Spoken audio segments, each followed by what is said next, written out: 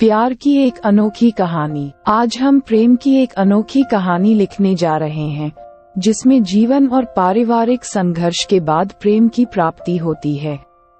ये प्रेम अटूट, अविश्वसनीय और सम्मान की भावना से परिपूर्ण है। सुधीर और दिनेश दोनों हॉस्टल में एक साथ पढ़ते थे और दोनों साथ रहते थे। हॉस्टल की पढ़ाई पूरी करके हॉस्टल खाली करना था। सुधीर अपने दोस्त दिनेश को अपने घर ले आता है, क्योंकि दिनेश का कोई रिश्तेदार या माता पिता नहीं थे। वह बचपन से ही अकेला था। सुधीर अपने दोस्त के साथ घर पहुंचता है और वहां दोनों का स्वागत होता है। दिनेश का परिचय पूरे परिवार से कराया जाता है और कुछ दिन रहने की बात सभी परिवार को बता दी जाती है। घर में रहते दिनेश का व्यवहार सभी घर के लोगों को भा गया। घर के लोगों को कभी ऐसा नहीं लगा कि वह कोई बाहरी व्यक्ति है। समय के साथ दिनेश का स्थान घर में वही हो गया जो सुधीर का था, अर्थात दिनेश को घर वाले अब अपने बेटे से कम नहीं समझते थे। दिनेश अब खाली बैठना नहीं चाहता था, इसलिए शहर में एक अच्छा सा काम देखकर उसको करने लगा। गांव और शहर के बीच लगभग 4 किलोमीटर का फासला था, इसलिए दिनेश को बस या किसी अन्य सवारी के साथ शहर और गांव के बीच आना जाना पड़ता था। दिनेश ज्यों ही बस पर चढ़ने लगा, वैसे ही सेठ संजय भी चढ़ने लगे और दोनों आपस में टकरा जाते हैं। दिनेश को धक्का लगता है और वह बस से नीचे गिर जाता है। दिनेश को लगता है कि सेठ ने जानबूझकर यह काम किया, किंतु ये गलती से हुआ था। सेठ ने दिनेश से माफी मांगी, किंतु दिनेश को यही लग रहा था कि सेठ ने जानबूझकर किया। फिर भी दिनेश ने माफी दे दी। संयोग ऐसा हुआ कि सेठ पिछली सीट पर बैठे थे और दिनेश अगली सीट पर। जैसे ही सेठ बस से उतरने के लिए सीट से खड़े हुए, दिनेश का पैर सीट से बाहर की ओर आया हुआ था। सेठ दिनेश के पैर से टकराकर नीचे गिर गए। अब सेठ को अपमान महसूस हुआ और दिनेश पर क्रोधित हुए, किंतु दिनेश ने कोई गलती जानबूझकर नहीं की थी। यह अचानक और अनायास ही यह घटना घटित हुई थी। दिनेश ने काफी अनुनय विनय किया और माफी मांगी, किंतु सेठ पर कोई असर नहीं हुआ। सेठ ने ठान लिया कि यह गलती बदले की भावना से की गई है। एक दिन की बात है, दिनेश कार से शहर जा रहा था। रास्ते में कीचड़ भरी एक गली थी, जिसको पार करना था। पैदल यात्री ईंट और बांस बल्ली के सहारे पार करते थे, किंतु गाड़ी तो कीचड़ में घुसकर ही जाती थी। कार जैसे ही कीचड़ भरी गली में पार करने लगी, गली दोनों तरफ से छोटी थी, इसलिए छींटे दोनों तरफ दीवार पर पड़ने लगे। कुछ दूर आगे कार बढ़ी तो दिनेश ने देखा, एक लड़की डर के मारे पत्थर पर खड़ी है, जो आंख मूंदे हुए यही प्रार्थना कर रही है, कहीं कार की रफ्तार से कीचड़ न पड़ जाए और कपड़े गंदे न हो जाए। दिनेश ने अपनी कार की रफ्तार धीमी कर ली, ताकि कीचड़ से उस लड़की को बचाया जा सके। ऐसा ही हुआ, कीचड़ का एक छोटा भी उस लड़की पर नहीं पड़ा। सुधीर और दिनेश दोनों अब भाइयों की तरह रहने लगे। दोस्ती का स्थान अब भाई ने ले लिया था। दोनों सवेरे की सैर करके घर लौटे तो दिखा, घर के बाहर किसी अतिथि के स्वागत की निशानियां पड़ी थी। पूछने पर मालूम हुआ कि कोई रिश्तेदार की बेटी मनीषा घर आई है। दिनेश और मनीषा एक दूसरे को देखते ही पहचान गए थे। उस दिन कीचड़ वाली गली में दिनेश ने मनीषा को कीचड़ से बचाया था। उसी समय दोनों एक दूसरे को भा गए थे, किंतु मिलना आज हुआ। धीरे धीरे मनीषा और दिनेश में काफी नजदीकियां होती रही। दोस्ती और दोस्ती से प्रेम न जाने कब हो गया, समझ नहीं आया। सुधीर एक कार 1.5 लाख का सेठ संजय से खरीदना चाहता था, जिसके लिए उसने 75,000 रुपए एडवांस जमा करवा दिया था। दिनेश को कार की जानकारी थी। जब सुधीर ने अपने मित्र दिनेश को कार दिखाया और उसका मूल्य आंकने के लिए कहा, तो सारी कमियों को बताते हुए कार की कीमत मात्र 50,000 तय कर बताया। दिनेश ने अपनी राय दिया, कहा ये 50,000 से अधिक की कार नहीं है। सुधीर ने सेठ संजय के पास जाकर अपने पैसे वापस ले लिए और कार की बुकिंग कैंसिल कर दी। सेठ को मालूम हुआ कि दिनेश ने इस कार का मूल्य तय किया है। अब सेठ का गुस्सा और बढ़ा दिया, जैसे किसी ने शांत ज्वाला को हवा दे दी हो। सेठ ने यह अपना अपमान समझा और कार को वही आग लगा दी।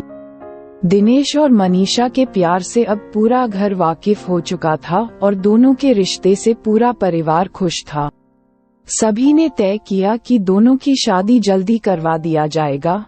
मनीषा और दिनेश दोनों को एक दूसरे के बिना जीना अब पसंद नहीं था। बस मनीषा के माँ बाप दिनेश को पसंद कर ले और अच्छा सा मुहूर्त देखकर दोनों की शादी करवा दें, बस इसी का इंतजार था। मनीषा के माता पिता लड़के को देखने घर आते हैं। वहाँ लड़के के रूप में स्वयं दिनेश था। दिनेश को देखकर मनीषा के पिताजी बेहद ही आक्रोश में भर आए, क्योंकि यह कोई और नहीं सेठ संजय ही था। सेठ संजय की क्रोधाग्नि भीतर ही भीतर उसको जलाए जा रही थी। इसलिए सेठ संजय ने दोनों के रिश्ते को कभी ना होने के लिए कहकर रिश्ता जोड़ने से इनकार कर दिया। गांव में एक मेला लगा था जिसमें सभी लोग गए हुए थे। मेला वर्ष में एक बार लगता था, इसलिए दूरदराज के गांव से भी लोग आए हुए थे। मेले का उद्घाटन सुधीर के दादाजी चक्रधर को करना था। सेठ संजय भी कमेटी के अध्यक्ष थे, इसीलिए सेठ संजय का भी पूरा परिवार मेले में उपस्थित था। मनीषा ने भाभी के बच्चे को गोद लिया हुआ था, जिसने मनीषा के साड़ी पर सुसु कर दिया था। उसको साफ करने के लिए मनीषा कुएं पर जाती है, जहां गांव का एक अयाशी व्यक्ति अब्बास उसके साथ अश्लील हरकत करने की कोशिश करता है, जिसको दिनेश देख लेता है और उसकी खूब पिटाई करता है। जब लोग दोनों को पकड़ लेते हैं और बीच बचाव करते हैं और लड़ाई के कारण को जानना चाहते हैं, तो दिनेश मनीषा की बदनामी ना हो इसके लिए चुप रह जाता है। इस मौके को देखकर अयाशी व्यक्ति अब्बास कहने लगता है, ये सेठ संजय को उल्टी सीधी बातें कह रहा था और गालियां दे रहा था। मैंने रोका तो हाथापाई शुरू कर दी। दिनेश चुप रहा। सभी लोग अब दिनेश को ही दोषी मानने लगे। सेठ संजय तो पहले ही उसको दोषी मानते थे, इसलिए उनको कोई फर्क नहीं पड़ा कि वह निर्दोष है। धीरे धीरे समय बीतता गया। संजय और दिनेश के बीच की दुश्मनी गहरी शत्रुता में बदलती रही। दिनेश ने सोचा कि वह ये गांव को छोड़कर कहीं अपने किसी दूसरे स्थान पर जाकर नौकरी करेगा। यहाँ इस प्रकार की घटनाओं से लोगों को गलत संदेश जाएगा और मनीषा की बदनामी होगी।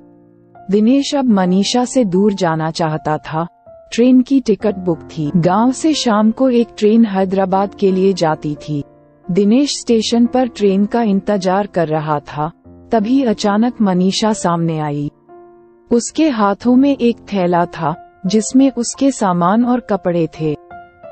पूछने पर मालूम हुआ कि वह घर से भाग कर आई है और वह भी दिनेश के साथ जाना चाहती है। मनीषा अब क्योंकि दिनेश के बिना नहीं रह सकती थी।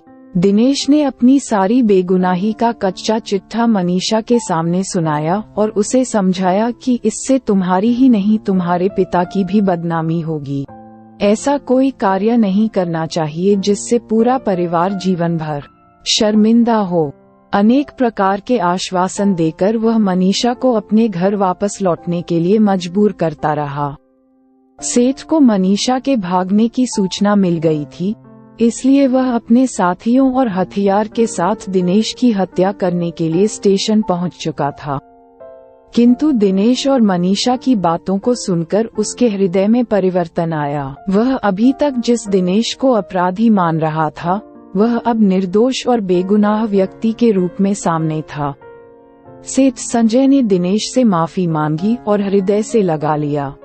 दोनों एक दूसरे को गले लगाकर रो रहे थे। मनीषा भी अपने पिता के दूसरे कंधे पर अपना माथा रखकर रोने लगी।